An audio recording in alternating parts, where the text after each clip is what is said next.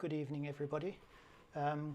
Welcome to this listening session in which we are listening to recordings from our contributing, I don't know whether we classify ourselves as artists, but certainly the stars of the show are definitely artists. Yes, so the 5th of May, well, the first Sunday in May rather, is traditionally International Dawn Chorus Day, which is a brilliant thing, I think, to celebrate the magic of nature. It's a bit unfortunate that our friends down in the southern hemisphere get lumbered with winter, which I don't know, Andrew, whether you have a different experience, but I would imagine it's not quite as busy and interesting as it is in the spring. Yeah, it's not so good as spring, but it's nicer to go out when it's not so hot. Okay, right. So you can't have both then, in other words. Yes, so as I said, the first Sunday in May is traditionally International Dawn Chorus Day, so we're going to be listening to recordings that our recorders have made to honour this event. And just by the by, I don't know whether any of you guys heard, but I think it was last month. I don't know exactly what the technical terminology is for this, but I do believe nature is now getting credited for its contribution when used in songs and all that sort of thing. There is now an artist called Nature, which I think is brilliant. I think it's long overdue. Right, so we shall move on to our recordings. Let me just get this up.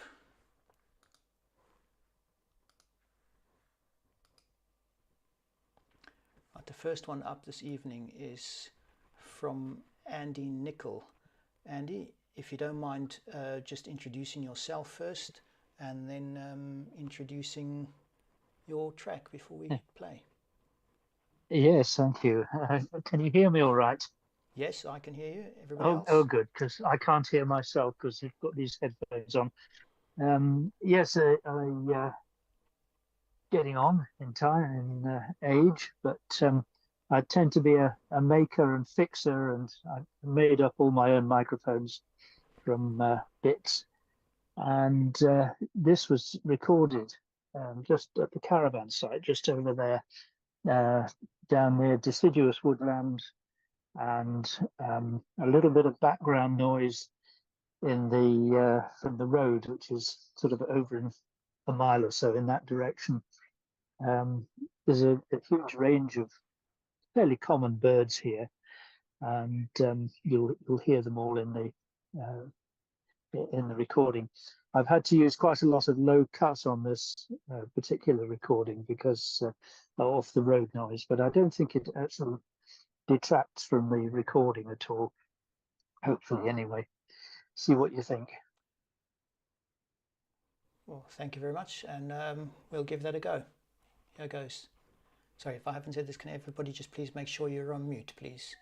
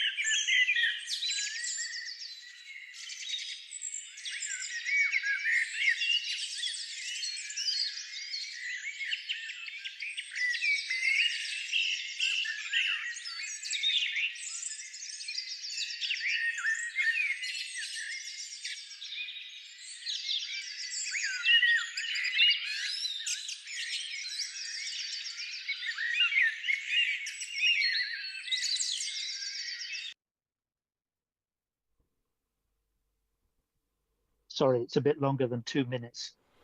No, that's not too bad, not bad at all. Got no complaints. So we didn't have many contributions. Looks like Dawn Chorus Day snuck up on everybody. Right. Super. It's amazing how dominant the thrushes are, isn't it? Blackbird and so on in these. I find exactly the same thing where I am, as you will hear in a few minutes. Very nice piece. Well, that was a good example of a typical British dawn chorus. It was lots happening there. Very good. Thank you. And unlike my neck of the woods, no pheasants. Yeah, that's a good point. Yeah. Was it recorded? But did I hear some Yeah, skis in there somewhere? It did sound like there yes, were I think, geese, yeah. I think there were. Yes, yeah, flying over. Ah, they were flying, right. Good. Sorry. Where did you record it? It's at Blair Drummond's caravan site near. It's an estate near Stirling in Stirlingshire. Right. Okay. It was gone. Yeah. Okay. Just down there. And what equipment were you using? Yeah, I used a SAS for that. You get that. Oh, whether you can see this. It's We can't see you. So- I was amazed by the spatial quality it had. So it's SAS. Nice. yeah. So that's the SAS. It's in a cage, and it's got a furry cover on it, which stops it getting wet in the rain, and it works quite well. I'm very pleased with it. I can't see that, but I'd love to. Is there something we can do, Hans? Sorry? I don't think you got your video switched on. Yeah. I think Andy just doesn't have his video switched on, that's all. Ah, sorry. Was anybody seeing it? I don't know. No, he's not got a video on. Okay. Right.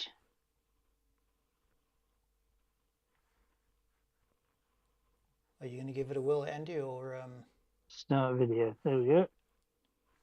Yeah. Is that on? Yeah. Yeah. Good. Right. Ah, yeah. Mm-hmm. That's the SAS in its cage, Mm-hmm. and that's the sort of furry cover that goes over it to stop it getting wet and stop the wind.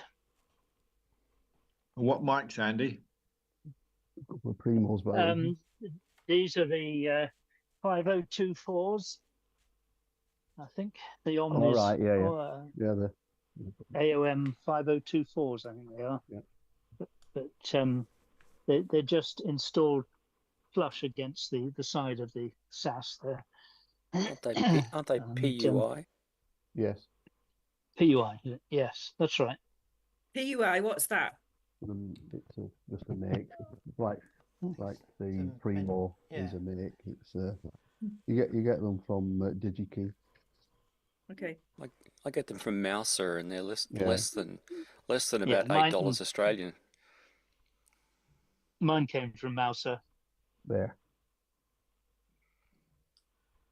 There's a pack of 5. They're that cheap? Okay. Yeah. They're dirt cheap. They're about £1 each or something. No, they're a Whoa. bit more than that, but Well, they're quite couple of quid, punchy. yeah. They're quite punchy as well compared to the Primos. They're a little bit. There's more output from them, but yeah, you're right. They're cheap. They're very, very similar to a 272. although I believe that's what LOM is using in their basic Uchos. Yeah, I'm sure. Yeah. well, that got a It's time. what most of these people using. They're either using Primos or PUIs. Are the PUIs better matched lately, Ian? Because I know Paul said he bought a whole load and he was literally going through one by one because they're some of them varied significantly. Yeah, the honest answer is I don't know. Basically, I'd like to know how these people make, put them on and test them, because basically you're going to have a certain output. What I just do is just put a meter across them and check that for the impedance on them. But that's probably a very, very crude way of doing it, but it sort of works. But no, they're fairly. Yeah, I just put mics up, and then once I've made one, I can then sort of check the output and try and do it that way. And if there's one way out, then I just disconnect it and put another capsule in. Okay. To try and get two. But I have no idea how you go through and do an EQ base, because that you'd have to start with the frequency sort of starting down at like 200 or 50 hertz and all the way up to 20 kilohertz, and your speaker's going to be different and everything like that. So you're going to have, if you're having a match pair, you're going to have find two that do the same, and one for one channel and the other. So yeah, never been into that level of it, but at this price, they're almost like you say, they're about £2.50, £3 a pop. You buy 10 at a time, you can usually find a few of them that are reasonably well matched. I think it also depends on the manufacturer. Just very quickly, as an addendum to that, obviously you're going to get what you pay for when it comes to that sort of matching aspect. I know for a fact that the Sennheiser mics, the MKH 8000 series, so the expensive ones, they aren't matched because the tolerances are so tight that you can literally pick two off the shelf, two new mics, and they're completely matched anyway. So that's how tight the tolerances are in those microphones. So it depends on the manufacturer. But with those Sennheiser mics, some of them were sold as stereo pairs, but they're not really matched because they don't have to be. Don't need to be, no. Yeah. But no, if you buy them off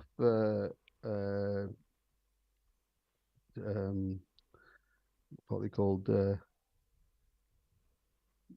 Tim anyway, he sells either match for the primos. He'll sell you a match pair or a four off.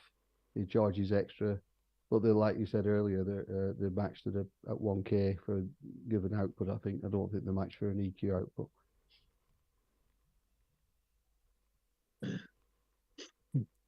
As a matter of interest, for wildlife sound recording, how much of a difference does it make? How critical is it? Well, exactly. That's the point. It's unless you're going to have something massively differential, imagine. I would say out in the field you wouldn't notice it. No. Yeah. It's the amount of noise you're going to record, isn't it? Really. It's like saying something's 13 dB self noise or 16 dB self noise. All right. 3 dB is a lot, but when you actually come to recording something and there's an aeroplane flying over or a car going past, it's a bit irrelevant, isn't it? Yeah. Or the wind in the trees or a river rushing in the distance. Precisely. It all adds noise, and I've given up going for the perfect quiet microphones because there's just so much other environmental. Yeah. Well, the biggest part of this is field craft. We all know that anyway. Like you can get all the fancy stuff you want, and I like a good microphone, but if you don't know what to do with it or don't practice with it, it's like an instrument. You're not going to get any result really. So I've been trying to test at home, and it's pretty impossible with the traffic and the aircraft and that. Apart from the lousy weather we had for a couple of months. How do they put it? All the gear and no idea? Is that the phrase? I like that one. Yeah. That's good into my vocabulary. Definitely. Thank you, Ian. I can recommend Ian's microphones. They're very, very good. He knows what he's doing with mics. Well, they're the same as all the ones. That's what you've been talking about from everybody else, though, isn't it? They're all the same. They're all the same mics. Effectively, it's just the way you But I don't know how many people have put them in the freezer and then stuck them above some boiling water to give them 100% humidity and things like that, which is what I did to test them. So, wow. Yeah. So, do you sell microphones, Ian? A few. And where do I find out about that? Do you have a You- website? You mean you don't have one of Ian's set of Beardy. microphones? No. You I must feel be. deprived. Get off the call. Get off the call. I feel deprived. And where do I find out about them? You ask. You ask Ian Oh. Brady. Oh, okay. All right. And Ian Brady would, I'm just going to see if I've got one to hand. Ian, you brought your reflector. It wasn't the last AGM, but it was 2 AGMs ago. You brought your reflector with the Primo. Was there like a triple capsule arrangement or 4 quad capsule thing you had going with that? Yeah. I'll get it for you and I'll show you. Yeah, that's pretty cool. That's one of the coolest things I think the reflector that he's done. Yeah. He's probably going to get it. Yeah. What's that? A reflector? A parabolic reflector. parabolic Like, dish. here it is. Oh. Behold. Prepare yourselves.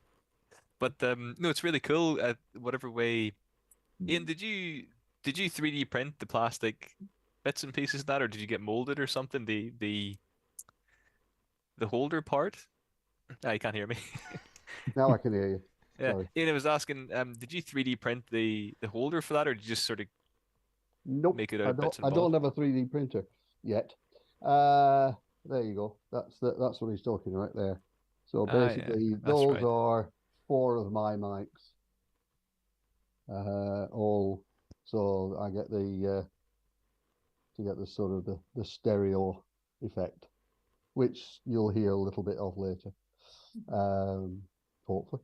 But yeah, so those are Primos.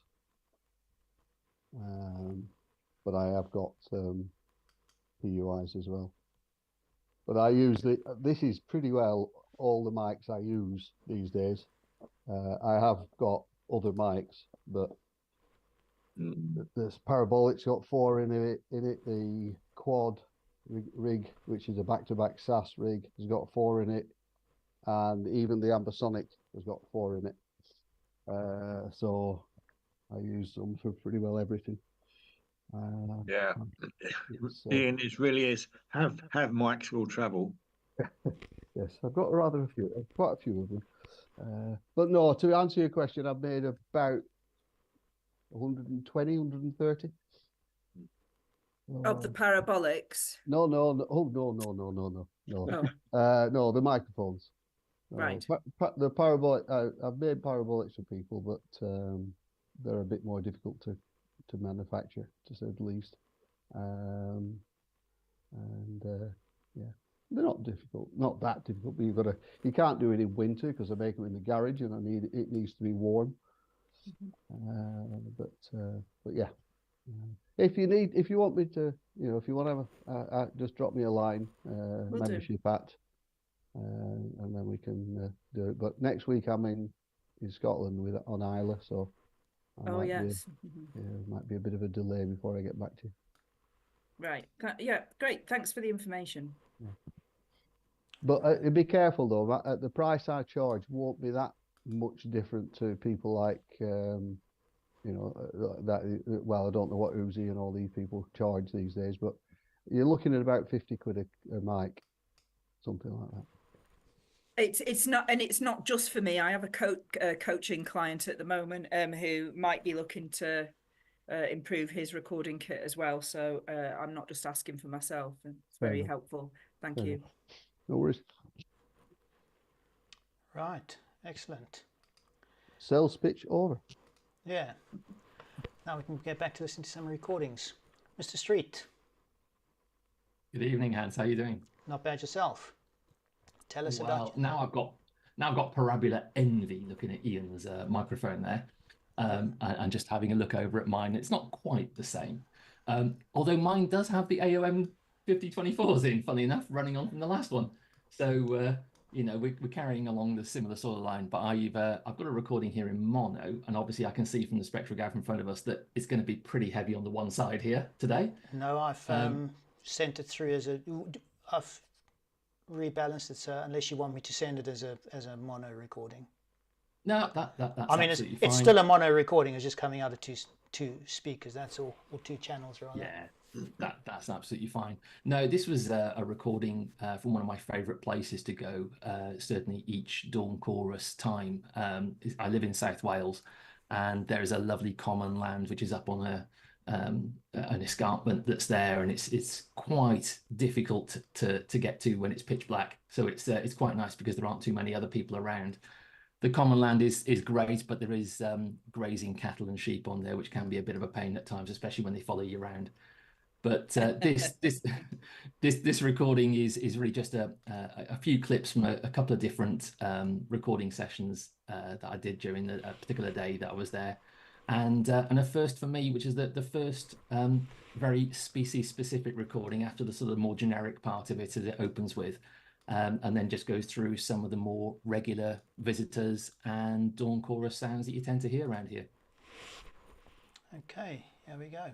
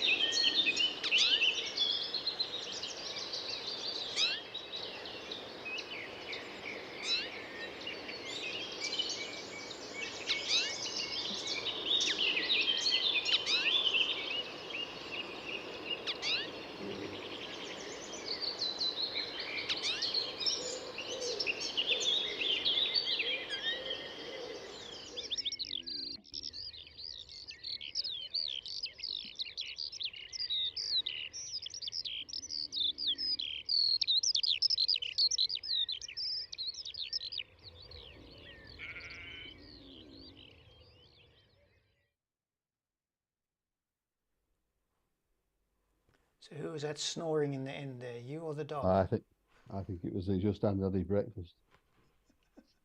Oh, I'll tell you what, the amount of recording of my rumbling stomach that day was horrendous. Yep. Been there, got that t-shirt. Yeah. But that was my first encounter with a grasshopper warbler. Oh, well done. I So, like the linnets, by the way. They were lovely. Yes, Yeah, me too. They were great. They were all around me, and it was just really nice. You know, and to be honest, I was actually just still on my way to the recording site when I heard the grasshopper warblers, and my first thought was, "Oh God, my equipment's gone wrong," and it was interference there. And then I realised it was coming from different places, and then quickly set up and just had a bit of a recording session there. Well, the thing about grasshopper warblers is that they're almost ventriloquists. If they turn their head, and as they turn their head, the sound seems to come from somewhere else, and it sort of goes up and down.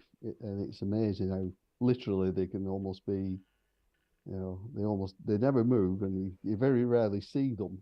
I don't know if you manage to see them or not, but you very rarely do. But yeah, the sound goes up and down, and it's because they're turning their head, and the sound just is sort of sent in a different direction. It's amazing.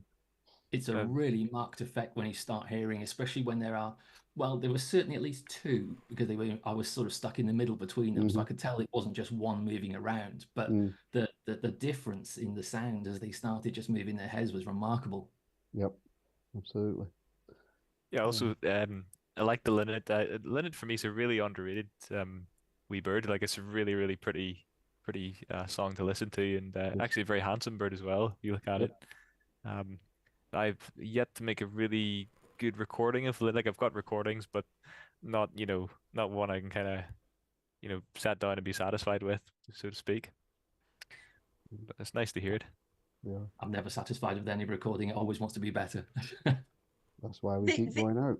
They did used to keep linnets in cages as songbirds in, well, I don't know how long ago, but that was a caged songbird, wasn't it? Yeah, The linnet. Goldfinches, perhaps, though. And Maybe linnets as well. You might be right about definitely. that too. Yeah. Yeah, definitely linnets. Victorian times. I didn't know that. That's interesting.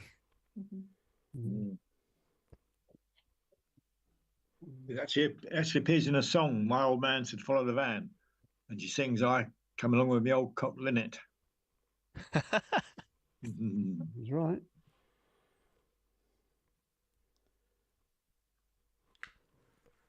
Well, I think I'd rather listen to the linnet than the song.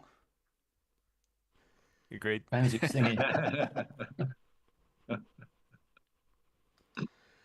Well, thank you very much for that. Oh, You're welcome. Nice recordings there. Yeah, really good. Chris, you tell us about your recording. Okay, thanks, Hans. Can you hear me clearly? Yes, I can anyway.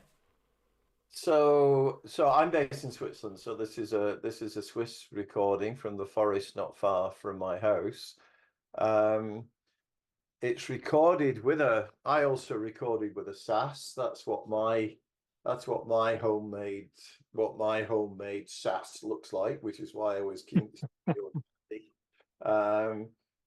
it's made out of wood because I made it several years ago, and I use kitchen sieves to cover the hole that the microphone pokes out of. I put a kitchen sieve over the top, and I've got a fluffy homemade wind cheater that goes over each side. And then I've got one that can cover the whole lot if I'm in extra windy conditions. But I recorded this with for Dye. I recorded this with 2 clipping mics, a matched pair according to the sales literature, with XLR connectors to a Zoom F3. So this was on Dawn Chorus Day, but that was coincidence rather than anything else. It was the morning when it wasn't raining so hard that it was impossible to go out. Although I confess I set this up on a tripod the night before and just let it run through. Now I'd be interested in feedback on this because it's recorded at about 1,100 meters above sea level in a mixed pine broadleaf forest.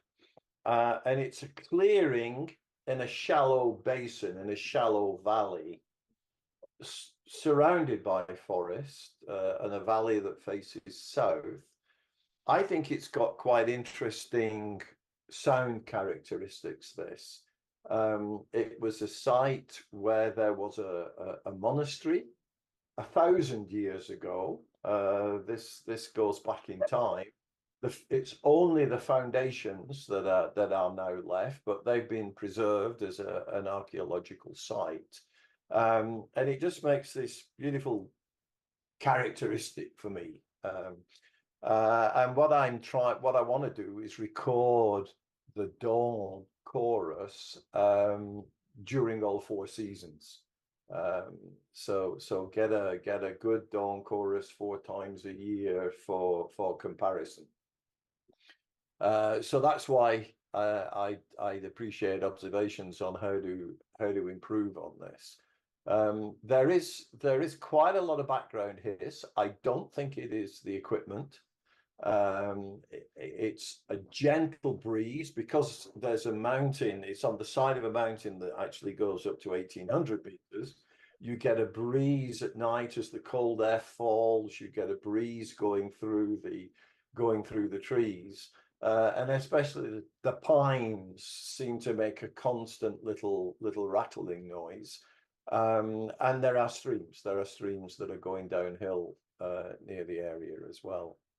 I was kind of stuck when Hans said, let's have dawn choruses not more than 2 minutes. I thought, how the heck do I fit a dawn chorus into 2 minutes? I'm going to have to play it very quick. So what you've got here is 4 slices out of a much longer continuous recording. And these are the 4 slices that for me kind of represent the characteristics of a dawn chorus. These are just my own personal analysis. The first slice starts off with the very first birds, which in this case are mostly robins. And it's interesting, it's the ones, I find it's the ones with big eyes that start up first for robins and redstarts and so on. The second slice, you'll just hear a few thrushes come in at the end of that. The second slice is when the thrushes are beginning to get hold of things. Song thrushes, blackbirds, missel thrush. The third slice, which shows up brightest on the screen there, is at the peak where everything is yelling its head off. And this is always a slice that kind of puts my nerves on edge because there's so much going on. I get totally confused about it. And then after that big burst, it settles into the more routine of the day. So what I've tried to do with this is get those 4 slices that start off very quiet, work their way up to a crescendo, and then settle into what is in the day. And there's a bit of a nice sound in that last slice. So Hans, over to you. The 2-minute time constraint was a technical decision because obviously we don't want to be all night long. That's fine. That wasn't no, don't worry. Just everybody else to know as well. In this particular case, tonight it wouldn't have made that much of a difference because we didn't have that many contributions in any case. The other thing is the 2 minutes also works very nicely for Dave, being that with the airport, I'm sure he can fit in a 2-minute gap between planes coming and going, being that he's always complaining about the air traffic. And we can't all play 45-minute pieces either, right? No, it's just to level the playing field, give Dave a fair chance. Thank you, Hans. I'll remember that next time. Okay, you got no excuse in future. No. Okay, right, here we go, people. This is Chris's recording.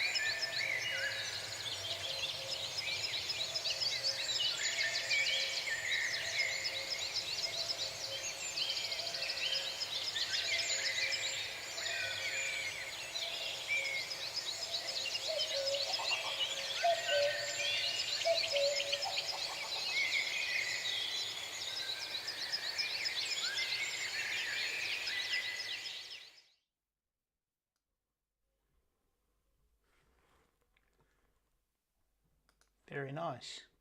Yeah, there's a lot going on there, especially that third section. Yeah. Wow. Very busy. Yeah, nice What were representative those- slices. What were those little chuckers when that cuckoo came in towards the end? Yeah. That's the call. That's the call. That's one call of the male cuckoo. Oh. Usually when there's females around someplace. Mm-hmm. Female has got a very bubbly call, but the males do this gawk call. Gawk, that's it. Just why, I have no idea. Nice reverb on that recording. Nice acoustics of the. Yeah, that's the advantage of this little basin. Yeah. What was the time scale between each take then, Chris? Well, I managed to get it down to 2 minutes for the whole lot, so we're talking about 30 seconds out of each one, right? In each slice. But from the startup with the robins right through to the gawk of the cuckoo at the end there, it's probably about an hour and 15 minutes in total. The peak, slice 3, get to that stage around about 40 minutes after dawn, after the very first call.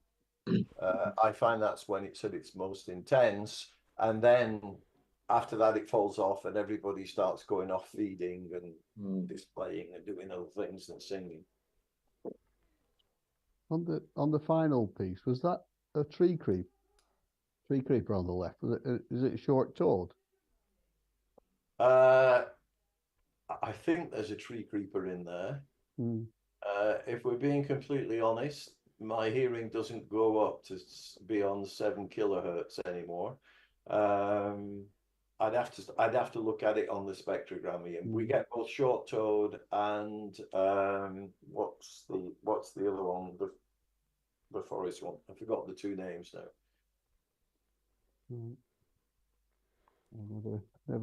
I've never been able to. I've never knowingly seen the different ones. I mean, we only get one over here, obviously in Britain, don't we? So, but the European, you get both the common, whatever the common one is, and the short chord ones, whatever it's called. Yeah, I've done an analysis on my website. I've got an analysis of the difference, telling the difference with calls. But looking at them, for me, it's almost impossible to tell them apart. No, it's like the old chiff chaff and willow warbler, in the hand, the old gag about the guy who was ringing them saying, "Oh, that's a willow warbler," and it flew off into the tree and went chiff chaff. So yeah, we just call it the Eurasian tree keeper, right? And the other one a short-toed, and it's the familiaris, it's the Eurasian tree keeper that you usually find in the forests, right? The short-toed in more open areas, but I don't think that's an exclusive thing that they're so difficult to tell. No, some beautiful recording there. Love it. And I can tell them apart when I can see a spectrogram. And were there cranes in that third section? No, that's tawny owls. Yeah, okay, right. It's odd, isn't it, that the tawny? I found that tawny owls seem to kick off once everything else seems to kick off. It's weird. Yeah. It's like when everybody else is having a party, it wants to join in and have a yell. I know it's actually there's two different tawny owls in that.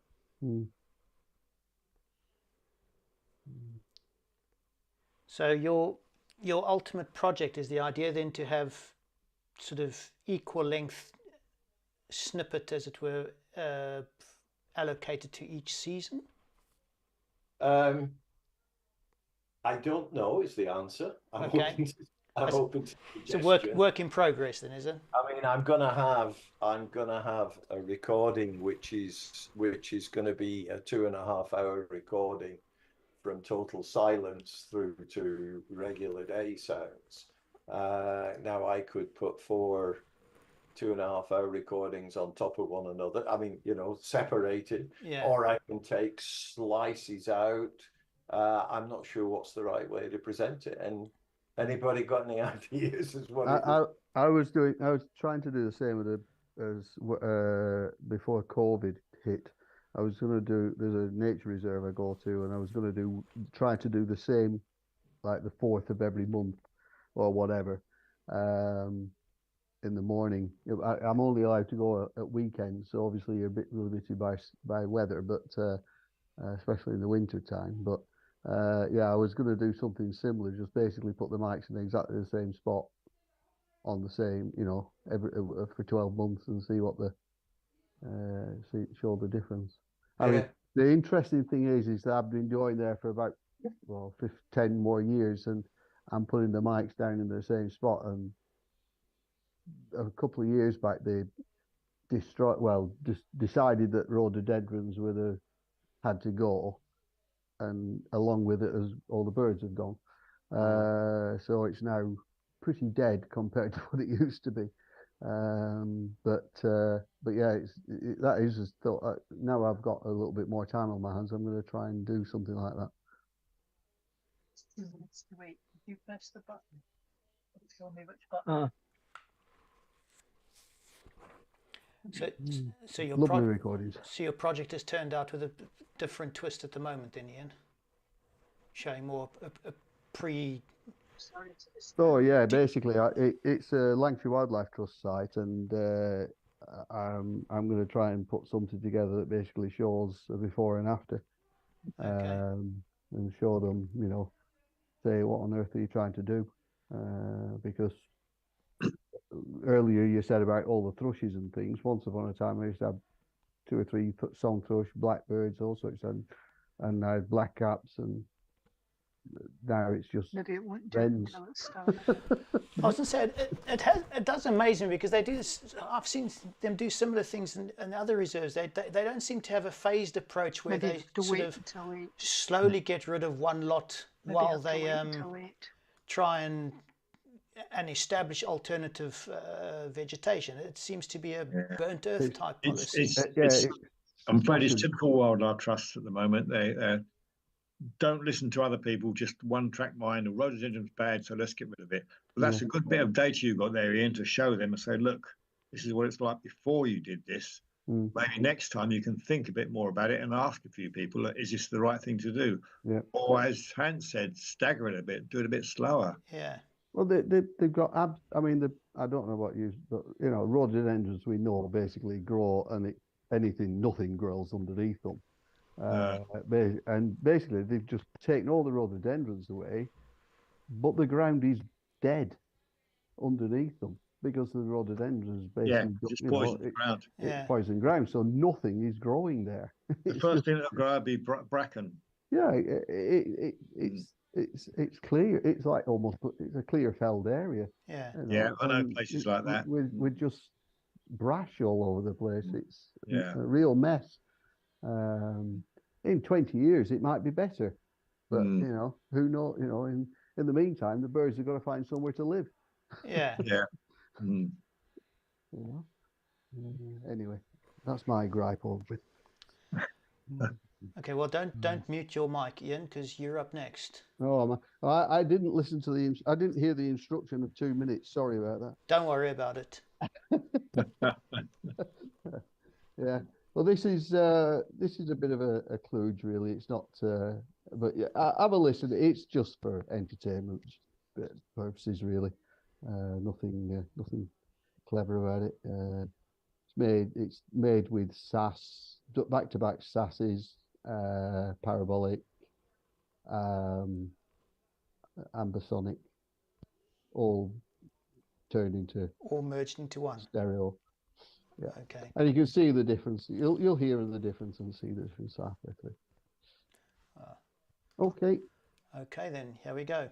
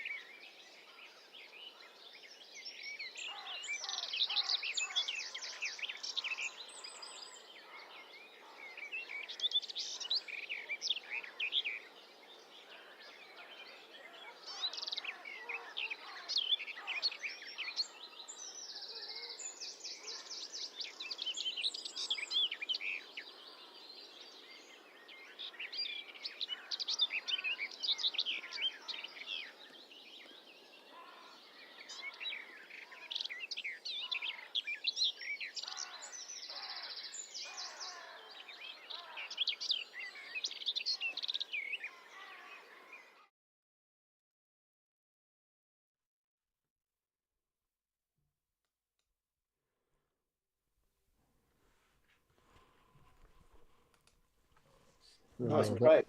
Those are black caps at in that second half there, are they? Not garden warblers. That's exactly what except I thought the other way around. I thought they were black caps. Hooray. Well, there you go, you see. I love it. I love it when I can throw a slide ball in there. They're both there. Both. Oh my God. Yeah. We're both correct. Well done.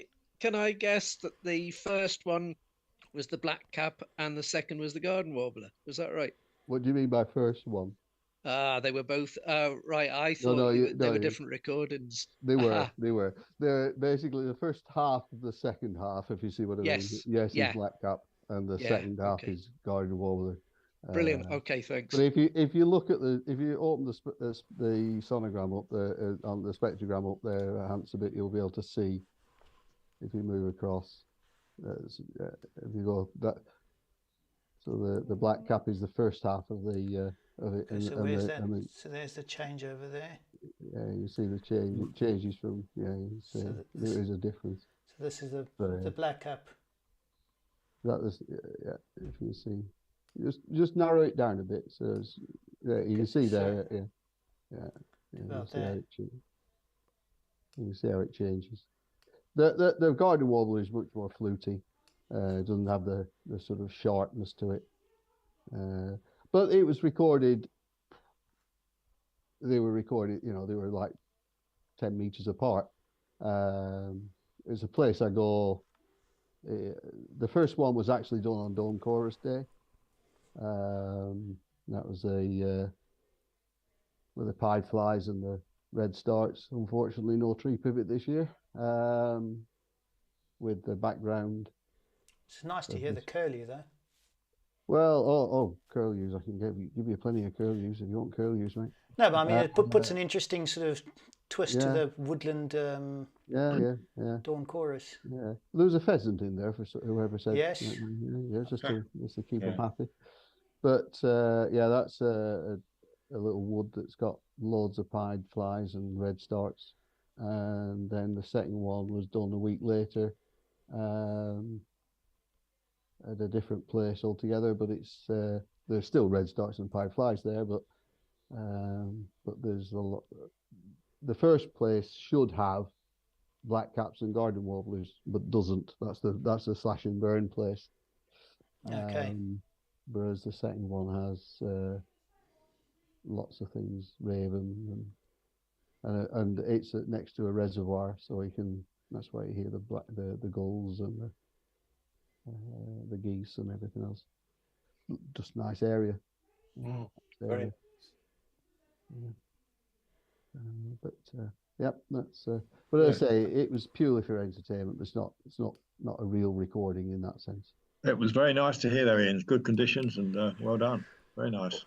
Well, everything you heard was done on my mics. So so there you go. That's what you can. You don't need to go spending thousands of pounds. Very good advert. Well, it's just the case, isn't it? You don't have to spend thousands of pounds on them. It's, yeah. And basically, I did it by using a background and then plonk the other things onto it. But anyway. Yeah. Thank you. No, thank you. Right. And then the next up, we have a recording here from, just hold on a second. Yes. Got someone asking a question here by the looks of things. Yes. Go on, Lauren. Good day, all. I'm sorry I came in a little bit late. I was wondering which microphone did you use for this recording? Floor's yours, Ian. Okay. As I said earlier, that basically I use my mics that I make. Okay, cool. So it's basically there are basically 12 microphones being used in all those recordings. 4 of them are in a back-to-back SAS to give us sort of like a quad rig, but I've rendered it down to to stereo. The second half was done using I've made a sort of an ambisonic rig out of them, and I've found a package that will actually allow me to create a reasonable stereo image from that, and the 4 in my parabolic as well. Most of the parabolic ones because the 2 ambient mics in the parabolic, I basically quench those, so I just use the focal point ones for most of that recording. There is still a little bit of the background one, but the ambience is reduced. But yeah, it's it's recognizable that you know I see a lot of texture in the sounds, and I was wondering because I myself use also ambisonic microphones, so I was just wondering. It's a really good shot. Thank you very much. I have no idea what you mean by texture. I'm I'm no sound artist, I'm afraid. I'm sorry. What do you not understand? When you said there was texture in the sound, I don't know what that means. Well, it means simply that the soundscape is full. It's expressive. We see this. This probably is a word that we use in French, but that it has, it has. It's how should I say this? It's compounded. It's not a single layered. sound. Layered. Layered. Thank you very much. Thank you for your. I'm sorry. I'm just I'm actually at the hospital, and they give me some drugs and stuff like that, so I may not necessarily express myself correctly, but you're doing it in your second language, and you would never understand a single thing I said in French. So don't. Thank you very much for that. Okay. Maybe you mean a mixture of density and spatial distribution. Yes, precisely. Well, I think that's it. Texture. Yeah. If you use a SAS rig, you get very good. I love the SAS gear. I've been using it now for 10 years or more. The SAS, and it gives you that spaciousness and the feel of it being quite good. And the ambisonic one, because you can play with it, you can sort of make it sound like you want it to be, like almost. Yes. So that's possibly. It's interesting that, but nobody's really thought that the backgrounds to the 2 were different, but they are totally different rigs. And so it's interesting how 2 totally different rigs can create a similar effect, if you see what I mean. But yeah, it's yeah. Well, thank you very much. No, thank you. Thank you. Done. Okay, the next recording comes from Paul Prattley, he's not online tonight because he's got a prior commitment, apparently, that's more important than this. Recorded on the 6th of May at 5:30. I'm not going to even try and pronounce this, to be quite honest. It's somewhere in Scotland, on a Primo SAS into a Zoom F3. So we'll take a listen to that. So this is another another Primo.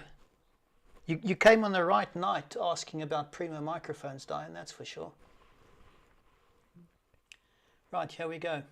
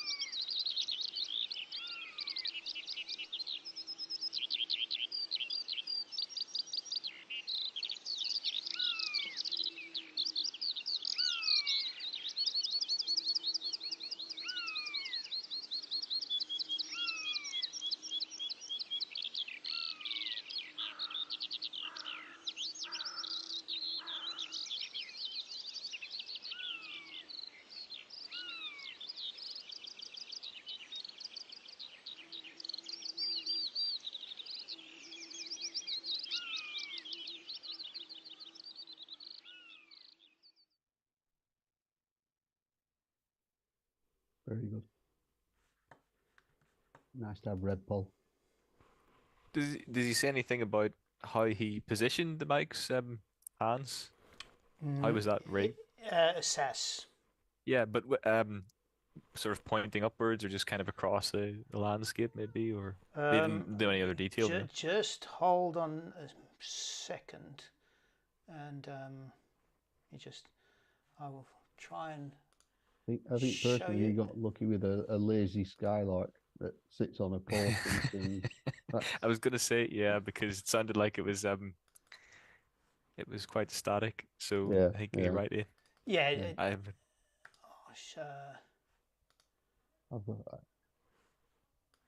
They always do that when I haven't got the recording gear with me. I know. I've tried so desperately to track them with the dish. It's never worked. Oven glove or no. The trouble is, if you do try and track them with especially if you got it in stereo, it sounds absolutely weird. Yeah, it does. There we go. Well, there we go. Look at that. Does that answer your question? Yeah. No, that's I think he did get lucky there with a skylark in the grass somewhere. Yeah. But yeah, that's nice. Nicely camouflaged. You wouldn't see it unless you were looking for it, kind of thing. No. Yeah, very nice. Just like my back garden. Except it's not. So what was the high pitch? What was the repeated high pitch cry that went through that? I'd labeled it as a J, but no, buzzard. Buzzard. Could be a J. Well, definitely a buzzard, but they're very sneaky, the Jays, so I don't blame you for thinking that. Yeah, Paul's species list that he's got is willow warbler, skylark, windchat, hooded crow, lesser redpoll, buzzard, and a bumblebee. A buzzard, right? Yeah. Unfortunately, hasn't told us which what kind of bumblebee. It's just a very generic bumblebee. Disgraceful. Expect more from Paul, don't we? Yeah, it's a nice recording, though. Nice to listen to. It's good, yeah. Yes. Right. Robert, are you still with us? I'm sure you are. Yes, I'm here. Good. Please, sir. Can you hear me? Yes. Okay. You are a bit faint, but you can up your gain a bit. That would be useful. Oh, sorry.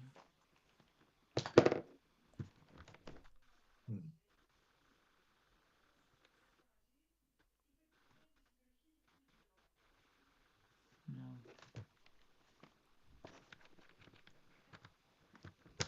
Sorry. No, that's fine. I'm not very good at this. Can you hear me now? Yeah, we can hear you, yes. This was recorded, this was recorded in a place called Tabertet, which is northeast Spain, just north of Barcelona. And about 5:30 in the morning, 6 o'clock in the morning, and in a sort of a rural area, also quite high up, about 900 meters up.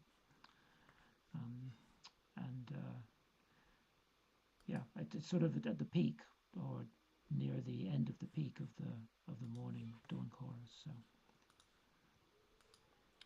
Okay, and what, just as a matter of interest, being that I'll let you guys. Yeah. No, I was just going to say, what equipment did you use? Oh, it's a clippy microphones with an A10. Right. Okay. No, I was just hoping we might have something that's not recorded on a pair of Primos at some stage. Sorry. Well, if you're not convinced by now, Diane, then I don't think we'll be able to do anything to convince you. Right, here we go.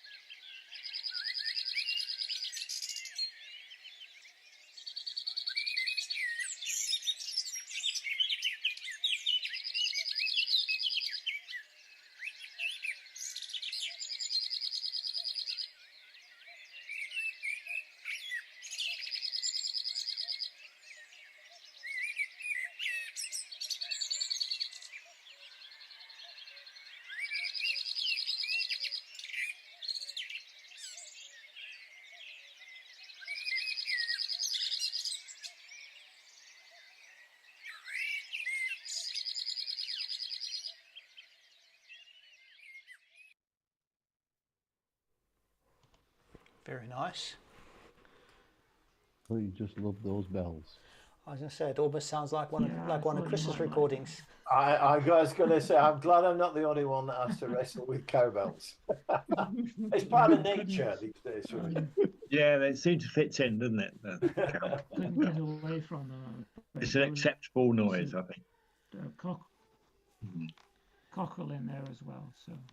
Oh, nice. Very nice, But Robert. I think what Lovely. we have here are blackbirds and cuckoos, of course, blackcaps and sorrel bunting, I think, but you might be able to tell better than I can. Sorrel bunting be a good one. I'm not familiar with sorrel bunting. No. So in northern, did you say northern Spain or? Northern Spain, yeah. Yeah. Not far from the Pyrenees. Very nice. Lovely. Yeah, really good. Love it. Beautiful sound. Yeah.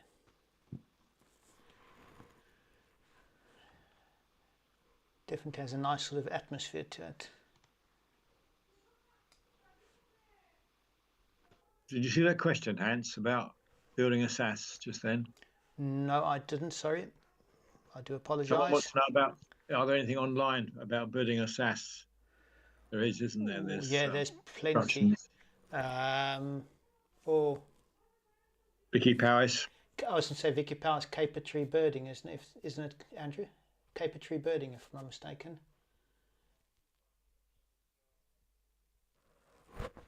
Yeah, that's the reliable site to find it from. There was a guy called Rob Danielson who used to publish designs for microphone mounts some years ago, and he's the one that measured up the crown SAS that was a very expensive thing, and everybody discovered you could make them with plywood and yoga blocks and things like that. Paper tree birding. It's an Australian lady. Who is it, Mark? I've forgotten her name now. Vicky Powers. Okay. Yeah. Vicky Powers. There's articles in the journals as well, aren't there, somewhere? I'm sure there are, yeah. Yeah. If you look on the website and I think there might be an index. There is, yes.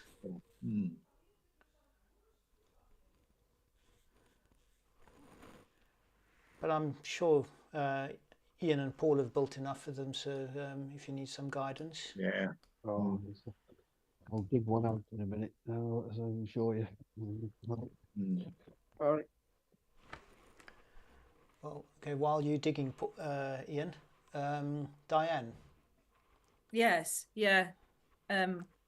Ospreys. So this was recorded at dawn. I'd been out camping all night, going after a different species, which I'd love to let you hear on another listening session.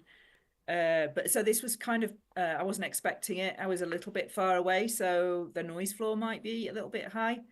But it was a nesting, a pair of osprey, the initial calls of the female on the nest, and then the noisy ones towards the end when a male comes in with a fish, and that gets quite excited. You'll hear ravens and ducks and cattle also, and recorded not with clippies but with Rode NT4 in XY stereo, recording into a Sound Devices 702.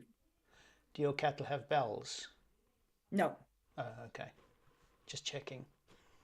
But if anyone wants to hear sheep bells, I got a beautiful recording of that from Sardinia. That's one of the recent episodes on my In the Sound field on Instagram. Yeah. Right, here we go. Okay.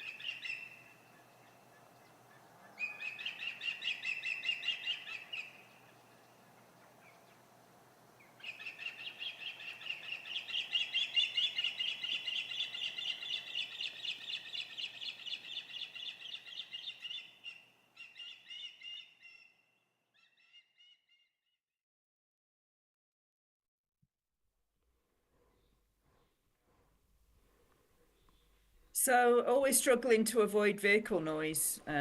Oh, sorry. So always struggling to avoid vehicle noise when I'm recording in this area. It's hard because there's so many dirt roads and things. Hard to get away from road noise. And an RV did start up about half a mile away towards the end of that. But no, that's quite typical of a dawn soundscape in the high country here. It quite, you know, can be quite quiet, but you get this lovely reverberance because you've got like one of the recordings, I think it was Chris's we heard earlier. You get these little meadows in amongst a pine tree, a bowl of pine trees, and so you get nice reverberance, which you could hear on the ravens there. A beautiful clarity in the dry air, I guess. Mm-hmm. Yeah, and that thing you were saying, Chris, about, you know, getting this kind of background, I'm not sure how much of that was the noise floor of the equipment and how much was that. It was fairly still, but, you know, the breeze is getting up, and even if the wind's in the tops of the trees a little bit away, you're getting that the pine needles kind of create this background white noise. So it's very hard. Only at the very dead of night do you get something that's totally, you know, when the air's mass is totally still, do you get something that's got that crystalline lack of background noise in it. And so the breeze was starting to get up. Yeah. Sorry, Mark, I interrupted you there. Yeah, no, it's just got a really nice sense of depth with that. Just the separation of species. It was very nice, like a real kind of minimal kind of feel to it. Definitely. Yeah, I feel like a lot of the recordings I get from this area south of Flagstaff here on the kind of southern end of the Colorado Plateau in amongst the pines, they do have this very lonely quality to them. You tend to get, you know, a signature species. Often you just hear one animal voice at a time. I've got another recording I love to play all sometime with elk barks, which is done at like between 2 and 3 in the morning, and the natural reverb on that is sensational, and that again has this amazing lonely quality to it. Yeah, we talked about texture. I'd love to hear your elk bark sometime, Diane, and compare them to the elk up here, because, you know, they're the same species that wander up and down, but we've got a slightly different geoacoustics up here, so it'd be interesting to hear what they're like in either one. We should do a and I can send you a link, Andy. I did do years ago. I did an episode of Touch Radio where you can hear the soundscape put together. So I don't know if I can email you a link to that if you're interested to hear that before our next society meeting. Sure. Yeah. I'll go ahead and send you my email. I'd love to hear that. Yeah. Thanks. What rig did you use for that, Di? I'm wondering why you worried about clippy mics. It sounded great to me. Well, it's a Rode NT4. And just recording XY stereo, which is just a capsule mic, if you're not familiar with it, that's in that. You can't change it. It's that configuration. And it did a bang up job, because I'll let you into the secret, but I'd been bivouacking out overnight underneath a heron nesting roost, a heron colony, and I was right under the colony as it started getting light, and they make a lot of noise, and I love you all to hear that recording sometimes, because it's like hearing a pterodactyl colony, basically. It's wonderful. And it was great for that, but just when you start to get things that are a bit further in the distance, I feel like the road has a slight, you know, there's a noise floor that's, you know, it impinges. And often in these big open landscapes here, you can't get that close, you know, because you'll just scare whatever you're trying to record away. And often something happens in the mid distance that you're not expecting, and so you're always struggling with that signal to noise. Yeah. Well, you did very well, I think, Diane. Well, thanks. I think the thing is, if anything's too silent, it sounds wrong. It's too clinical, yeah.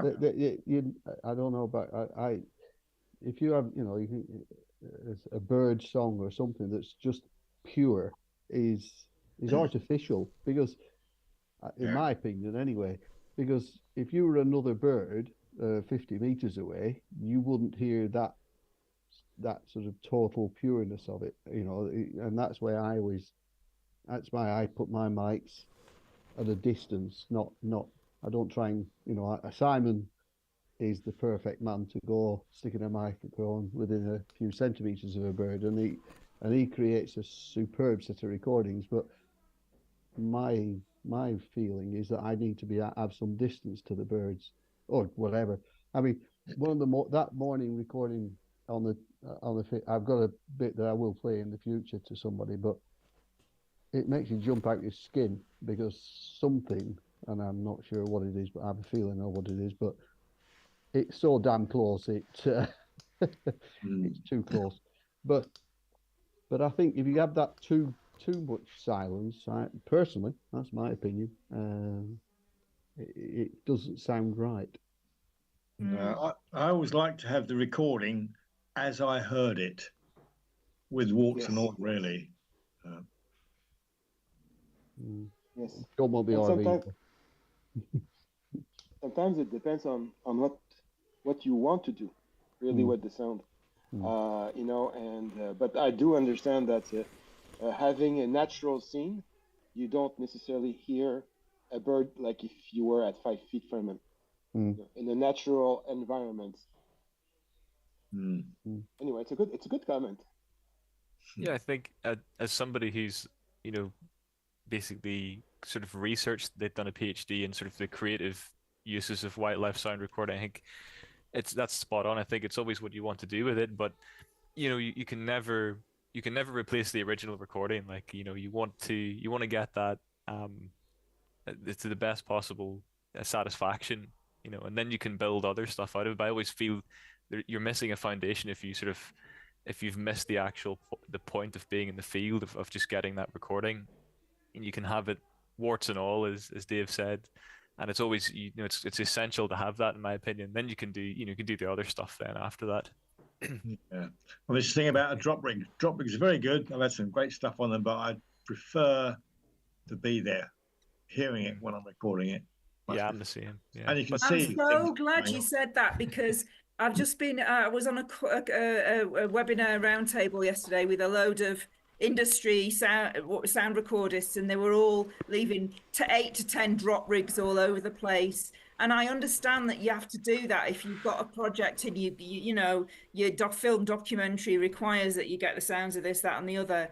But I have a bit of a cold feeling about drop rigs, because I feel that your sense of intimacy and kind of participation in that moment is lost when you're deploying drop rigs all over the place. Yeah, that's it. Yeah. Yeah, I feel the same. So yeah, go ahead. I'll defend drop rigs for a brief moment. They're good. They're good. I use them a lot. I do. First of all, I don't like calling them drop rigs, because like I'm careful with my equipment. I call them placed, remote. I do both. We throw them. I do monitored listening, and I do remote rigs like that. And the main reason for the remote rig is because in my experience, my physical presence within a certain space around the microphones causes a different behavior to occur in the wildlife. Yeah, yeah. And what I'm looking for is the wildlife to behave as naturally as possible without a human influence. And so if I have a recording that is mostly chickadees going dee-dee-dee-dee-dee-dee, which is their alarm call, as opposed to dee-doo-dee-doo, which is their song, I consider that a failure, because they kind of knew I was there. You know, elk are another one also, because we were just talking about elk. If I'm within 1,000 feet of the microphones, the elk are gone. They don't come anywhere nearby. Same with coyotes and various other different kinds of wildlife. They're not present. If I want to capture them, if I want to hear them in their natural state as much as possible, I have to do it with a remote rig. Yeah. Oh yeah, there's definitely that can also be the difference between being somewhere like the UK, where maybe it's easier to get closer to things, and somewhere like the US, where there's more wilderness, where the animals are less habituated, and you just can't get. You have to use, remote recording. Yeah. Sorry, I interrupted someone. Yeah, I take a balanced view on that. Like I definitely prefer being out in in the environment. For just a preferential aspect, I enjoy that. But I think Andy's spot on. And there's something to be said as well for the effacement of the record, is the taking away of the human element, because I think that's really important. and I've argued this, that we should be listening a lot more to other species sounds, to other species voices, if you will, than our own. And I think the drop rig kind of places more of an emphasis on the other than the sort of other species than our own species, and I quite like that. I quite like the fact that technology allows us to do that. But at the same time, I sort of flip back and forth in this quite often, and this sort of dichotomy, sort of humans and nature, and obviously we are part of nature. There's a certain aspect of that I dislike. I just we are in nature, we are moving around, and we are influencing other species anyway. So there's an aspect of that I still want to embrace as a recordist in the field. So I kind of come down on both sides, and I find myself sort of vacillating back and forth between those two elements. But there's something to be said for both. I've got good recordings with both. And I don't want to make it sound like I only do drop rigs. I do monitor listening as well. And one of the benefits is I can have a remote rig somewhere. Capturing one aspect of the soundscape, and I can have one that I'm with. That's exactly what I'll do. Or I can take the opportunity to wander around with my parabolic, which is just a whole lot of fun. I think it's my natural distaste for humanity that I want to hear everything else without me involved. Yeah, I think if you're a misanthrope, you're in the right place. And it's not misanthropogenic sound. Yeah. And it's not to say that also one of the when you are doing the recording and you're monitoring, as you say, well, if there is a space where you think something has happened really well, you can mark it. So at the mix, at the next listening, basically you can ease up your time in terms of listening, because you have marked over and above. You have marked the different areas where you think it's interesting. Yeah, that's a good point too. And there's a behavioral aspect, of course, observing the behavior too. AI can't yet sort of touch and feel and smell and sort of and breathe the environment in the moment. But Andy's quite right. The value for money, like leaving a remote placement, and then going off with a parabolic. But I find when I do that I'm always panicking. I'm always trying to, my mind's elsewhere then, so I know that I've left that. And some people leave like 2 or 3 of these things, and then they'll go off and do something. My mind is not in the moment, so I just have to do one thing at a time and just sort of suck it all in. But that's why I can never get decent photos at the same time I'm recording, Mark, because I just can't focus on audio and pictures. I've told people, if they said, "Oh, can you get us a few photos while you do it?" and it's like I just can't do both. It's one or the other, Leave the camera at home.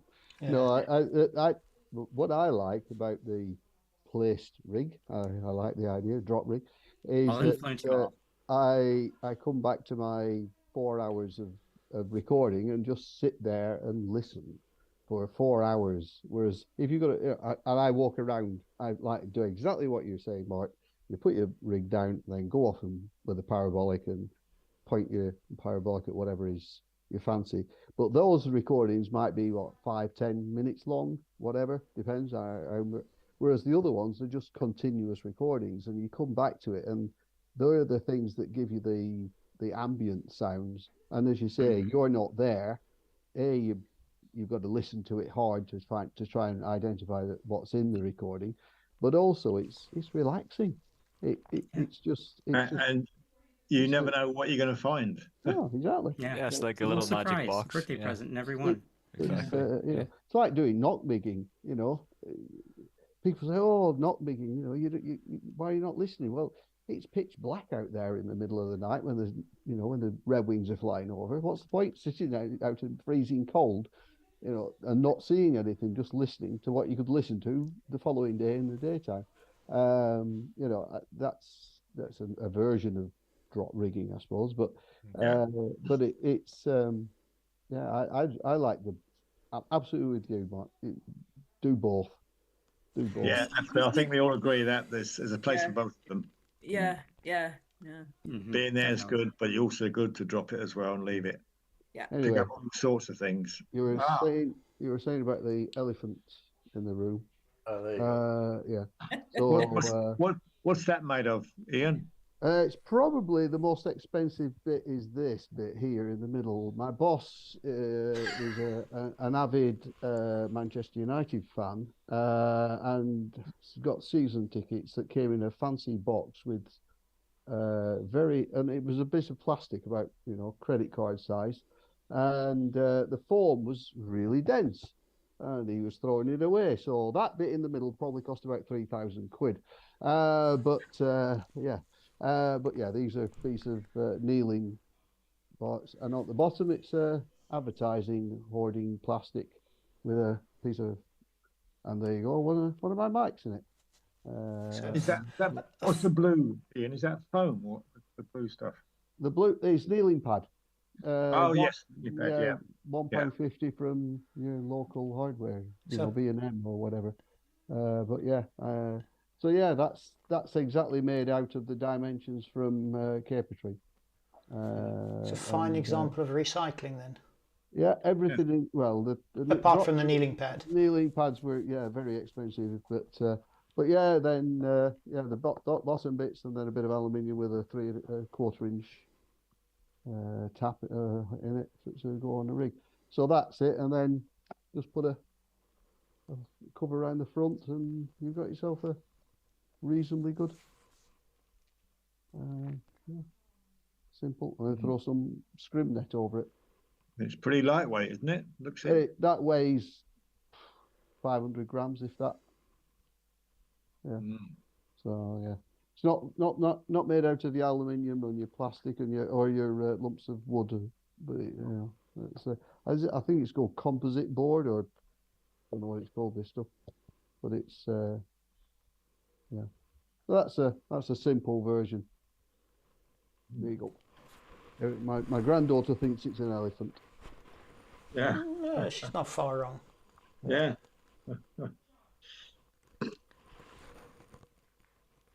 I must say, I've had a few times now when I've gone out to do attended recordings, and you sort of really concentrating on what's going on, and then I've had someone on at least two occasions come up to me and like, "What are you doing?" And I'm recording. Oh, okay. So what's this then? And off they go. And the more I'm trying to sort of cut them short, the more intrigued they are and the more questions they're asking. And it's like, oh, sod it. There's no I've got a solution for that problem, because I had this all the time when I did my artist residency in Shanghai. And I was recording urban landscapes all over the place, and you just couldn't use your ordinary kit. So you have to go stealth mode, and you have to use hidden kit. And I was wearing my kit, and I did a lot of binaural recording, and no one knew. They just thought I was listening to headphones, and you could go anywhere, and no one would do that to you. So that's my solution, is the Audio Ninja, I call it. Yeah. Mm-hmm.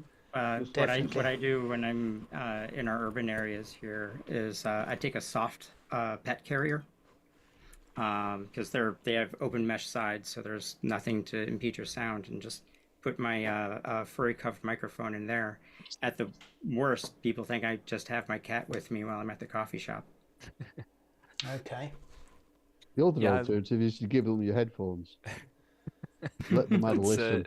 That's a great point, because as frustrating, I have to say, like, sometimes your blood just boils when somebody walks up to you and you're in the middle of recording stuff. But it's as painful as it is important, I think, because we need to talk about what we do. And I've come to view these things as an opportunity. It's an opportunity to have a chat, have a wee chat with somebody and say, yeah, actually I'm doing this, and especially if they have kids with it, that's the main thing, because that's when that's the part where you inspire and hopefully inspire.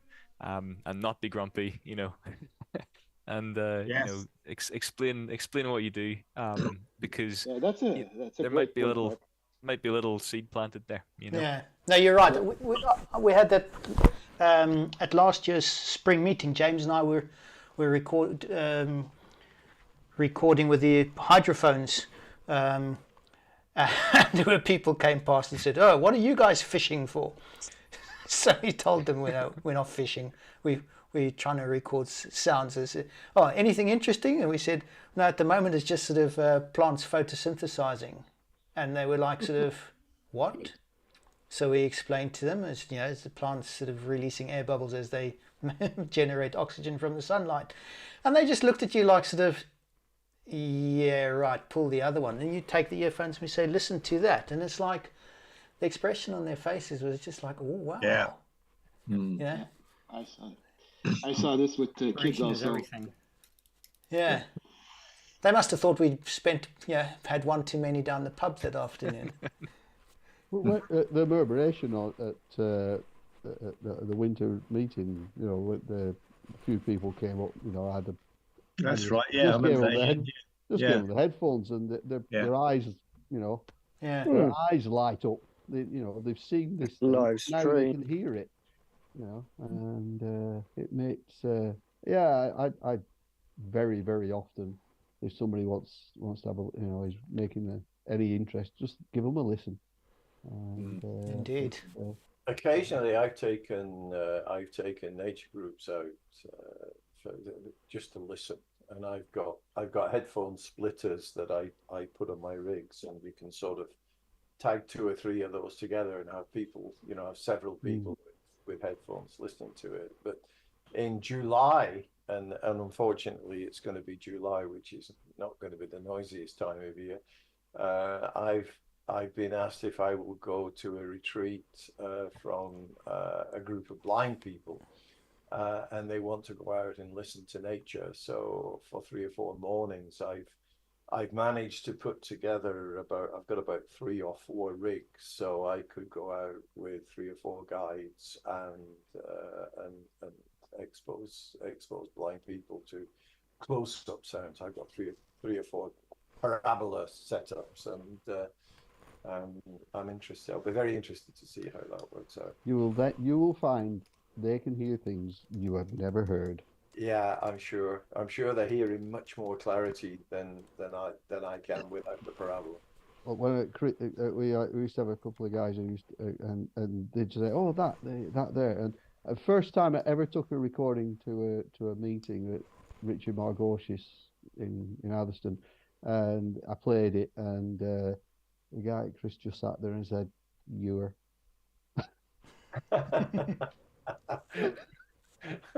He heard the tape recorder. He heard the recorder. He knew the sound. Yeah. Amazing. Yeah, the spatial awareness, with blind bits is absolutely incredible. But Richard Margoshes wasn't blind, was he? No. Chris. No. Chris Edwards. It was Chris Edwards who. Right. Okay. Who was there? I don't know any of those. I've done a lot of recording with blind people for years and years and years, and I know it's like you just put them somewhere and they just record and love it. It's difficult to imagine that you can't see, but I've had them ask me what color it is, and you think, why do they want to know that? But they do. They want to know what color it is, even though they can't see the color. It's amazing. But there was a guy, Eric Whittle. He was fantastic at recognizing. There'd be a whole gaggle of birds, and you'd hear one little one right in the background. You didn't know what it was. Because they concentrate on their hearing all the time. It's the main thing. Yeah. And was that using any apparatus, Dave, or that was just with open ears? Well, both, really.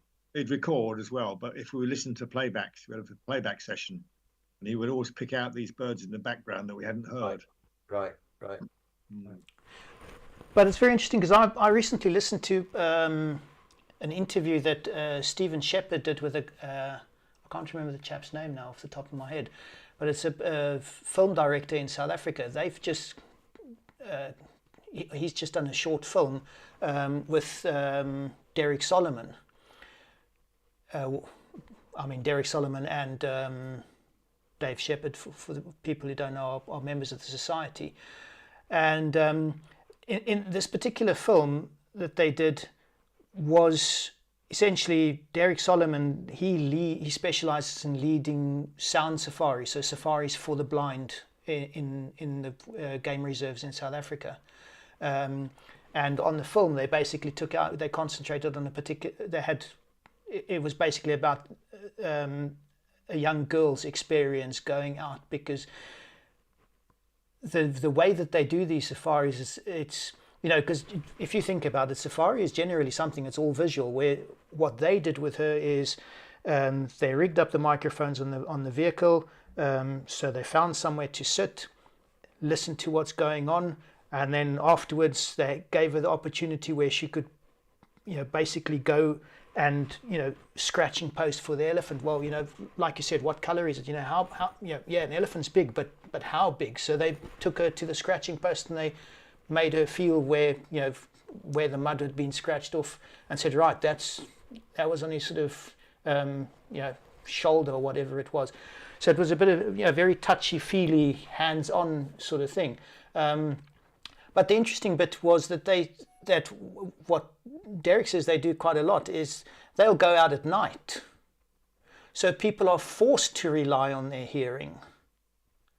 Yeah. And he said it's amazing how it actually almost unnerves everybody, because they almost can't handle the fact that they now have to rely solely on what they can hear. And, you know, as we all know, when you're actually recording, your hearing is even more focused than if you were just listening without headphones.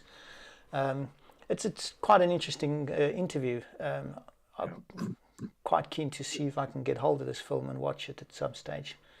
Can you send it out, do you think, if you do manage to find it? Well, at the moment, I think it won't be for general release until quite later, because it's going to a film fest. It's doing all the festivals and things, and I think the next I think it's only due for release in like October or somewhere along those lines, when it'll be on general release. But yeah, I will do when I get hold of it. What was the name of the person? Sorry, I can't remember his name. His surname was De Groot, Degrroot, if I remember correctly, and the film is called Call of the Wild. The problem is there's a lot of other Calls of the Wild. Yeah. But yeah, it's otherwise, if you go on, I know it's he goes under Dr. Stephen Shepherd on what's it called? For heaven's sake. Oh, I can't remember the website where where everybody has their sounds. YouTube. No, not YouTube. No, it's not. No, this is Zeno Canto. No, not Zeno Canto. I can't remember what it's called off the top of my head. It's just sort of eluding me at the moment. SoundCloud, that's the one. Yeah. And yeah, if you look for Dr. Stephen Shepherd, he's got an interview there. It's not. I think it's about 2 or 3 months ago now. Very interesting. The whole way that they approached this. We had a very interesting and funny episode that was recorded. Eric, who was totally blind, was out recording with a chap called Ivor, and you can hear Ivor say to him, "I don't suppose you got a torch on you, have you, Eric?"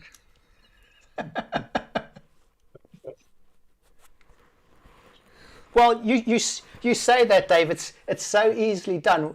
We had a session a while ago with Chris on here, and he wanted to know. We were talking about something, and he wanted to know what a particular, what a particular bird was, and the first thing is, well, bring up the spectrogram, and as I was about to say, well, was it here, Chris? I realized, hell, he can't. Don't be stupid. He can't see. So I'm gonna have to. So how do I ask him? Where was it in the track that you want me to concentrate on? But I mean, this ties in, Lauren, with what we were saying early on. The problem is I struggle with a lot of the terminology used in sound, because they're used to describe sound, but a lot of them are basically terms that are stolen from the visual arts. I don't know how Chris managed to use his 722, because it's very visual and menu driven. How he used to find his way around that, I don't know, without looking. Okay. But he used to. Yeah, it is quite amazing. Anyway, next up, this is one that I recorded on Dawn Chorus Days. Nothing special, other than the fact that I didn't get the resident cockerel. I didn't get any of the pheasants, because this is a shooting estate. So there are hundreds of these things around everywhere. And then what I found out afterwards, once the sun came up and I started walking around, was there was actually a cow barn just behind a sort of a big sort of or not behind, but screened by bushes and things, and I didn't see them to start off with either. So this isn't really much of a recording, but it's something. So yeah, just another English woodland with wind in the trees.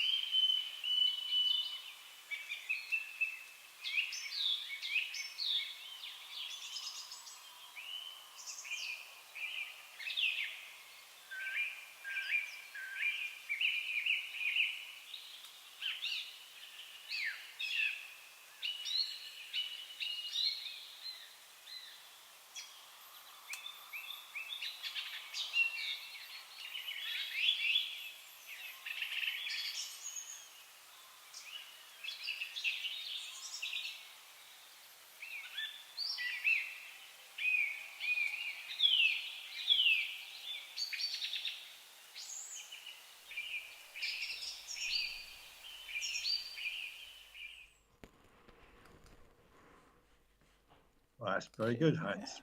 You talked that down a bit there. That was good. Oh, very good. I find it quite interesting as well that unlike when I was down in Epping, where the wrens were normally the first ones to get, well, robins and wrens, but the wrens really would get going. Wrens are, relatively speaking, a lot quieter over here, which was different, shall we say.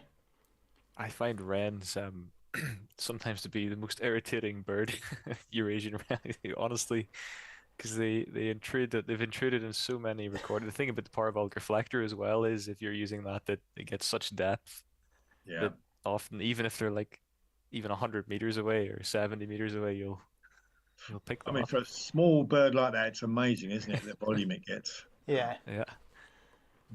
But they're there. Just don't put your parabolic on a chetty, whatever you do. A chetty, I haven't. I've got chetties, but I haven't used a parabolic for that. Scare the daylights out of you, I'm sure. You need 32-bit for them things, I tell you. Yeah. Did you have any pheasants, Hans? Like that's a slice, but did you have any? There are loads of pheasants. Yeah. Didn't hear any cows either. No. Well, the good thing was the cows didn't actually make any. They didn't vocalize, but they were scratching themselves against the barn. So it was the old metal grating the whole time. Yeah, they were very itchy cows. I'd love to have heard that pheasants. I really like pheasant calls, and I've never been in UK countryside long enough and somewhere quiet enough to get a good recording of them. So I don't, They're explosive, shall we say? It's interesting. My uncle, he was from a shooting background and he kept pheasants. Looked after them for that reason. But it was one of those things that being out with him as a kid it kind of really got me engrossed with the natural world in a way. So same thing with fishing. I don't do any of those things now, but they really got me interested. So it's funny that, you know. It is. I find it frustrating as It's well. frustrating too. I'll come. I mean, a couple of years ago when I went to Botswana, I got a whole lot of recordings. So I come home and I'm sort of listening through all these things. There. So you found it, Di. Sorry. So I come home and start listening to these recordings, and I'm sort of cussing because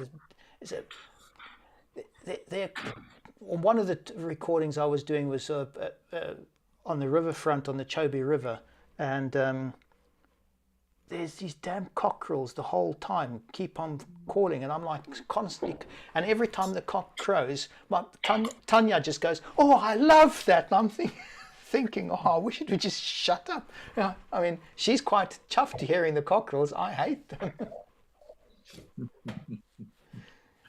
Yeah, you're talking about pheasants, though. They've got quite an array of calls, actually, not just that one. Yeah. Call up, you know, they've got quite a few little calls they make, strange noises. Yeah, the contact very calls. quiet. Yeah, they're close, especially when the male and female are close together. Yeah, sort of clucking noises. Yes. Yeah. Oh, does anyone have recordings of that? I'd love to hear that sometime.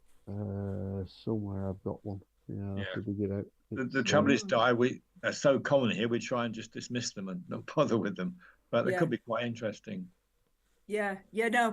And this is a complete tangent, but I read a wonderful novel a few years ago about a guy that gets shot on a shooting estate and wakes up and find that his persona has been reincarnated into a pheasant. It's hilarious, and it's called Bird Brain. I highly recommend it if you want a fun novel about pheasants. Right. Okay, Mark. Cool. So this was, as I said, not on. So I just sent it tonight, by the way. Thanks, Hans, for squeezing that in. Thank you for sending it. It's all right. I noticed I think the only person to send it in FLAC format, which is interesting. Anyway, well, you did it quickly, so I did it quickly. This is Exmoor National Park. If anybody knows Exmoor, it's not that far from Luckham, that kind of Dunkery Beacon stretch. So it's just basically overlooking Horner Wood. It's an ancient oak wood, lovely spot, and I just perched myself on the edge of the valley, along just overlooking Horner River, probably about maybe good 200-300 meters away that river from this point. And yeah, this was AB stereo recording of the dawn chorus, 4:48 a.m. Recorded for about an hour, so we'll talk a bit more about that after. But this is just a 2-minute slice of the very start. Primo mics by any chance? No, Okay. these were Sennheiser MKH 8020s. Oh, okay, right. Oh. Right, here we go.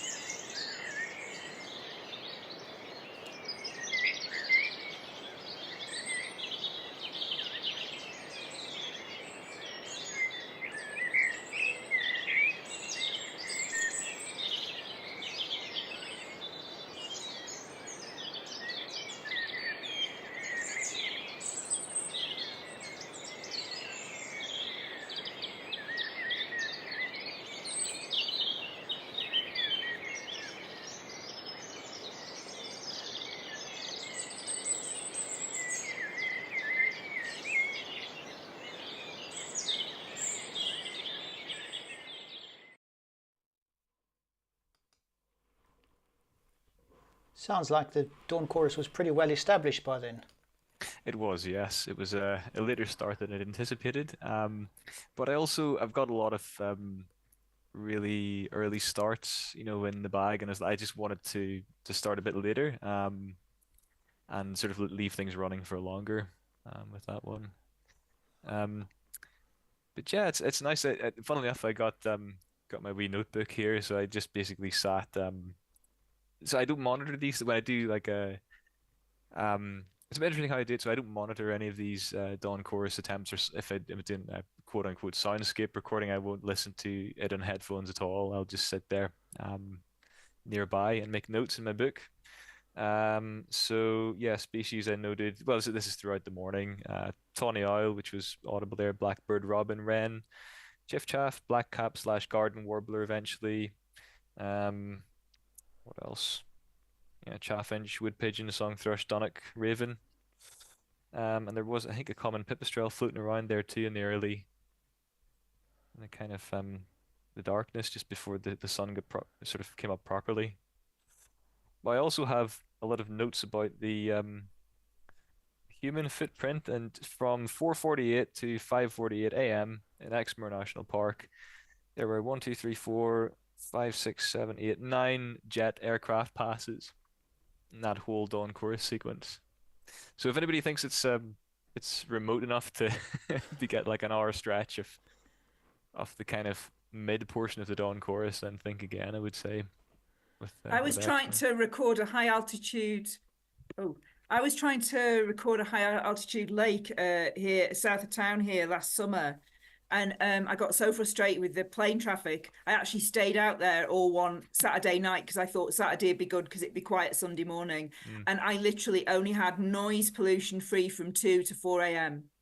That was it. Between car traffic and jet overflights. There was a 2-hour window in 24. It was so distressing. But when it went quiet, it was amazing. It was like magical. It's good. But if I were to slice this up, so this is like I left things recording for an hour or so. So if I was to slice this up, I'd get maximum like probably about a 15-minute portion that's free from any kind of jet aircraft. There are a couple of really distant ones, so we can kind of leave that. But I don't know, I'm kind of tempted to leave it as it is, that hour stretch, just as a record of what it's like. But yeah, in terms of equipment, I do things a bit differently. So it's no secret I used to work for Rycote back in the day, and so I basically did this with. It's an interesting setup. So this is I'll put it together for you. So basically, it's a modular 10, so small Rycote modular, missing the other end cap, obviously. What I did with this beauty was I basically did a little custom job with it, and I put a single clip in the middle, and I put 2 right angle XLR connectors inside that clip. And actually what it allows me to do in a very small windshield is put 2 of these 80/20 mics back to back, and that gets me AB stereo with 17 centimeter capsule spacing in this tiny little windshield, so I can go around and make sort of soundscape recordings with a very small basket. It's really cool. So it just fits in my backpack. But that's a bit of a custom hack with that. It is. So are your microphones both pointing the same direction, or you got them pointing at They're 180? pointing back to back, one pointing out, the other pointing the other way. Well, and I have to tell you this, it's not a conventional approach with Omnis, but I mean, Omni mics only become directional at higher frequencies. So it makes, and if you look at so basically those 80/20s the frequency range on them is up to 60,000 hertz, so 60 kilohertz. I actually use them to record bats with, pipistrelles and stuff. And I use one inside the Talinga reflector. But since the mics only become directional at higher frequencies, we're talking like 16,000 hertz. Most of us, probably all of us, I can manage 14.5, 15 kilohertz. So it's not noticeable, and actually I've had some fantastic results with it. It's been really, really useful. So it's an unconventional approach with the Omnis, but they're Omnis. you know. They don't care. So it Enjoy works. those high frequencies while you can, Mark. Yeah, no, I mean, I'm sure that they'll disappear. It's more of Do a you put it space on a omni tripod, rather or do than. you hand carry that set? Hmm? Do you put it on a tripod, or do you hand carry that No, it's all rig? tripod mounted. It's just an AB, just spaced omni recording. So it's not Space omni. obviously it's not a SAS array or anything like that. Yeah. It's all there's a quick clip at the bottom for the slick tripod that I use. So I just clip it in. I can just lift it straight off if I want to. And that's literally all the size of it. And I've recorded in the Hebrides with that. I've recorded all over the place. And the great thing about with the Omnis is they're less sensitive to wind noise anyway. So the only thing that was in that, well, there was no wind for a start in that Dawn chorus, but the only thing that was in that recording was an 80 hertz high pass filter, which kind of needs to be there because again those mics they go way down to about 10 hertz. So yeah, it's an interesting approach with that. But what I've done with the same rig is actually, so I've recorded nocturnal bats and pipistrelle bats. So they obviously, because they go up to 60,000 hertz, you can get those and you get stereo recordings of bats.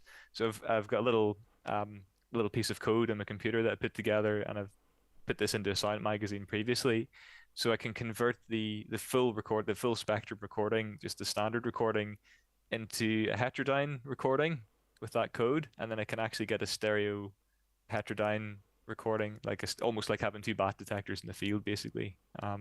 What's heterodyne?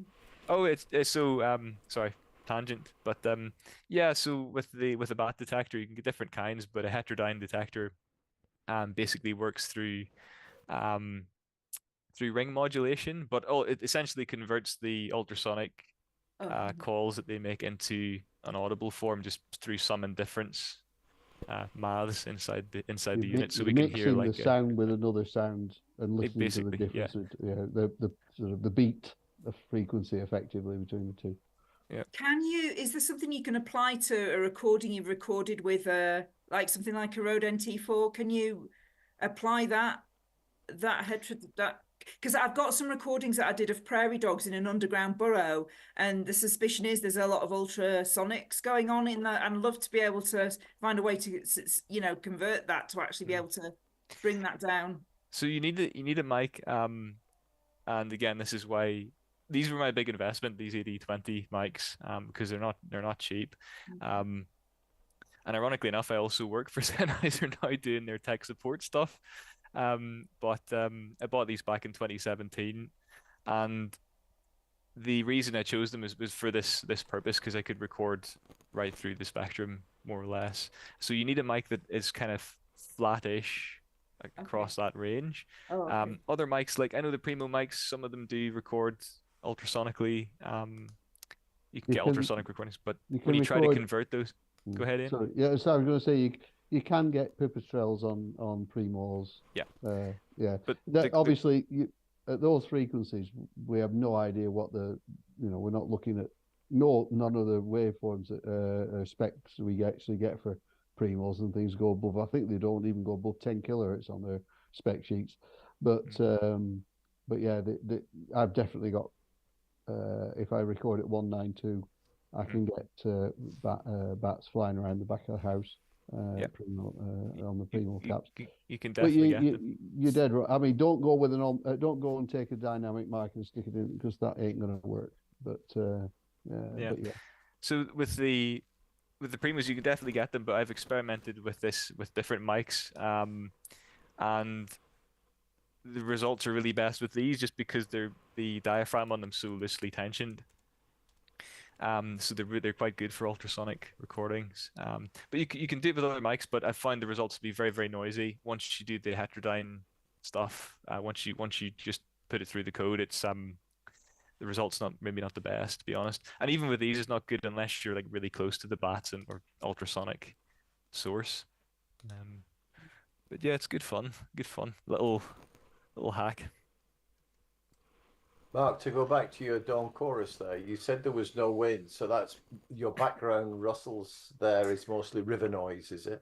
That's all Horner River, just really distant flow of that filtered through all the vegetation, Chris. Yeah.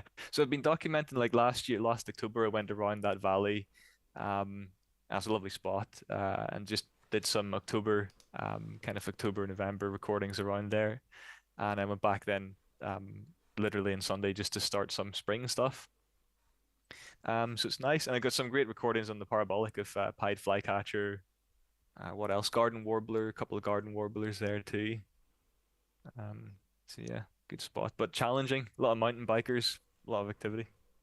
Yeah. Do you have any eerie nighttime recordings from that neck of the woods? No, no, I don't. I have plenty of eerie nighttime recordings, but not from Exmoor. I wonder if that could be a future theme. I'd love to hear some of people's eerie nighttime if you haven't done that before. Just stick your mics in the garden. You get plenty of eerie sounds. So, I suppose it depends what exactly your definition of eerie is as well. Yeah. Well, have we listened to all the recordings tonight? Yes, we have. There's a package that Simon's been pushing around, and it's called Chirpity, which is used for knockmigs. I don't know if anybody else has used it. Has anybody else played with it? No, but it looks good. Chirpity was the BirdNet algorithm. Yeah, it's pretty good. It's yeah. I've been hitting it with some of my knockmigs, and yeah, I wish I really could have some of the things this thing churns out, because it's yeah. I'm intrigued. I'd love to meet the guy because he's written some superb software there. It's a brilliant piece of software. What does it do? It's AI basically. It's just listens to you put the recording into it, and it tells you what it thinks it can detect. But yeah, it's amazing. But yeah, I wish I did have booming bittens in the garden, but I don't. It doesn't run on a Mac though, will it?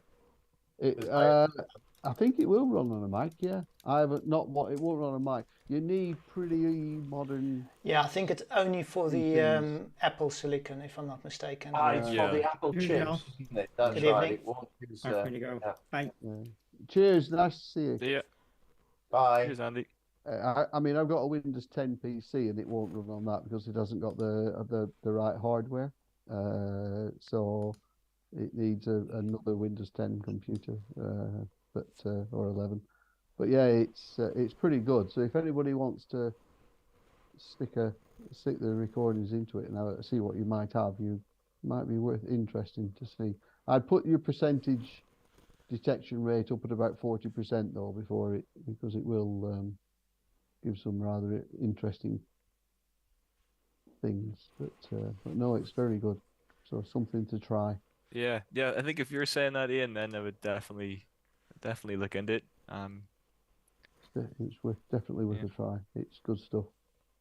Yeah. So who's Hans? You're at Isla next week. Who else? Yes, I am. Can I just hold a second there, Ian, before we carry on? For the benefit of the live stream, I'd just like to say that's all we have for this. All we have for this evening. So wherever you are in the world, good evening, good morning, and good night. Thank you very much. I forgot you'd got that going. Thank you. So did I. Okay. Don't think anybody swore.